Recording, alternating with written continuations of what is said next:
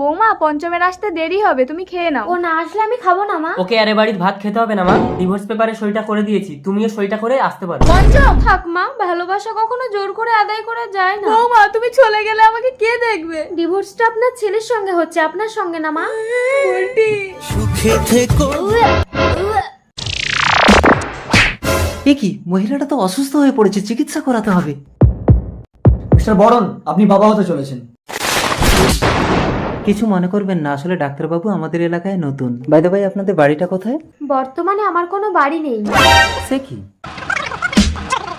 আমাকে একটা কাজ খুঁজে দেবেন? না না, এই অবস্থায় আপনাকে কাজ করতে হবে না, এই বাড়িতে আমি একা থাকি, আপনি এখানে থাকুন, আমি আপনাকে খেটে খাওয়াবো। আপনি একা থাকেন, লোকে তো আমাকে বদনাম দেবে। এসো আমরা নতুন সম্পর্ক গড়ি 10 বছর পর। মা আমি খেলতে যাচ্ছি। না একদম যাবি না, আমি কাজে যাচ্ছি। মানুষটা বাড়িতে একা আছে শোনাই। সেদিন গাড়ির চাকাটা আমার পায়ের উপর থেকে না গিয়ে আমাকে পিষিয়ে দিলে ভালো হতো। ও কথা একদম বলবে না, আমি তোমাকে খেটে খাওয়াবো। মেয়েরা শুধু একটু ভালোবাসা চায়, যার অভাব তুমি কোনোদিন দাওনি। আসি। তাড়াতাড়ি ফিরে আসবে বলটি।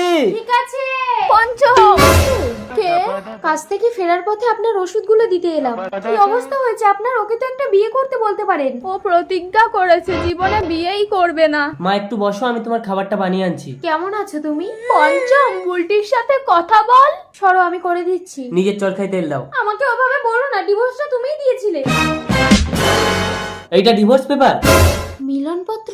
এইটা আমাদের বিয়ের রেজিস্ট্রি পেপার। ইয়া কি করে বললাম ডিভোর্স পেপারে সইটা করে দাও, তুমি না দেখে সইটা করে দিয়ে বেরিয়ে গিয়ে আরেকটা বিয়ে করে নিও। আমাকে তুমি ক্ষমা করে দাও পঞ্চম। আমি ক্ষমা করলেও এই সমাজ তোমাকে ক্ষমা করবে না। একটা ছোট্ট সন্তানকে তুমি অন্য পিতার পরিচয়ে মানুষ করছো।